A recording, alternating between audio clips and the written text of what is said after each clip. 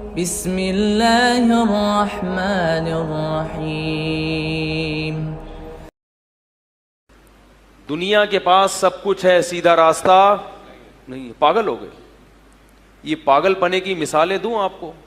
ابھی انڈیا کی عدالت نے قانون پاس کیا ہے کہ شادی شدہ عورت بھی زنا کر سکتی ہے۔ یہ باولے ہونے کی دلیل ہے۔ ہدایت نہیں ہے نا تو باولے ہو گئے، پاگل ہو گئے۔ دلیل یہ دی ہے کہ عورت جو ہے وہ مرد کی ملکیت نہیں ہے، چونکہ وہ مرد کی پراپرٹی نہیں ہے تو مرد اس پہ پابندی۔ تو یہ فل باولے ہونے کی دلیل ہے یا نہیں؟ یعنی اگر دونوں کا ایگریمنٹ ہوا ہے اور وہ اس ایگریمنٹ کی وجہ سے شوہر کی پابند ہو جاتی ہے کہ میں کسی سے ریلیشن نہیں کروں گی، تو اس کو کیا سمجھ رہے ہیں؟ گویا اس کی ہم نے غلام بنا دیا اس کو۔ اس کا غلامی سے کیا تعلق ہے؟ اور اگر اس کو سیکچول ریلیشن قائم کرنے کی غیر مرد سے اجازت ہے تو پھر شادی کے تکلف کی ضرورت کیا ہے؟ خدا کی قسم یہ دنیا کی ذہین قومیں باولی ہو گئی ہیں، پاگل ہو گئی ہیں، کیونکہ ان کے پاس گاڈ کی طرف سے کوئی نمائندہ ہے نہیں، اور جو ہے اس کو ماننے کے لیے تیار نہیں ہے۔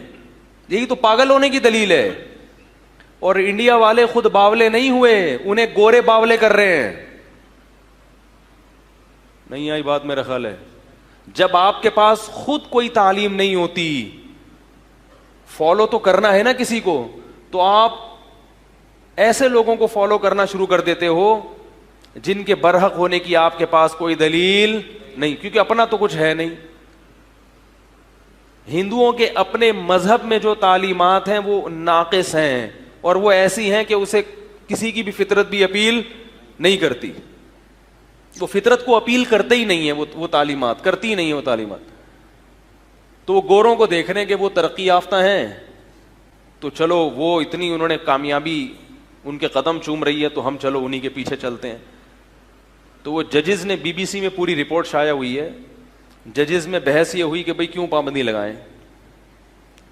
تو یہ ایسی چیزیں نہیں ہیں جن پر دلائل سے بحث کی ضرورت ہو۔ یہ جب انسان سٹھیا جاتا ہے، باولا ہو جاتا ہے، تو باولے آدمی کو دلائل سے بات کرنا، بولو بھائی۔ اسی طرح گے میرج کی اجازت دیتی، لڑکا لڑکے سے شادی کرے گا، یہ بھی باولے ہونے کی، یعنی اس پہ دلائل نہیں دیے جائیں گے۔ لوط علیہ السلام کی جو قوم ہے نا، وہ پیغمبروں کی تعلیمات سے ہٹی تو اس میں بھی یہ باولا پن آ گیا تھا، وہ بھی گے میرج کو انہوں نے کیا کر دیا؟ الاؤ۔ تو لوط علیہ السلام نے کیا دلیل دی؟ وَتَذَرُونَ مَا خَلَقَ لَكُمْ رَبُّكُمْ، تمہارے رب نے تمہارے لیے عورت کو پیدا کیا ہے، مرد کے لیے مرد کو پیدا نہیں کیا۔ تمہیں کیا ہو گیا؟ تم کیا کر رہے ہو؟ خدا کی قسم شکر ادا کرو مسلمانوں، مسلمان۔ جب یہ قانون میں نے پڑھا نا بی بی سی میں، یہ خبر شائع ہوئی ہندوستان، میں نے کہا اے اللہ تیرا بہت بڑا فضل ہے، تو نے ہمیں کیا بنایا؟ مسلمان۔ کیونکہ جب سیدھا راستہ نہیں ہوگا تو اسی طرح انسان کیا ہوتا ہے؟ پاگل ہوتا ہے۔ ہمارے پاس محمد صلی اللہ علیہ وسلم کے بتائے ہوئے قوانین جو نبی کے نہیں ہیں، وہ کس کے ہیں؟ اللہ کے۔ محمد تو صلی اللہ علیہ وسلم تو محض سفیر ہیں، نمائندہ ہیں۔ نمائندہ کیوں ہیں؟ اس لیے کہ اللہ نے قرآن میں کہہ دیا ما کان لبشر ان یکلمہ اللہ الا وحیا او من وراء حجاب او یرسل رسولا، اللہ کی عادت نہیں ہے کہ اپنے بندوں سے براہ راست ہم کلام ہو۔ مشرکین یہ کہتے تھے کہ اللہ ہر ایک کو الگ سے کیوں نہیں سمجھاتا کہ بھئی تم نماز پڑھو، تم روزہ رکھو، تم زکوٰۃ دو۔ اللہ نے کہا کہ اللہ کا قانون نہیں ہے کہ اللہ ہر ایک سے ہر ایک کو خود ان کے پاس جا جا کے سمجھائے۔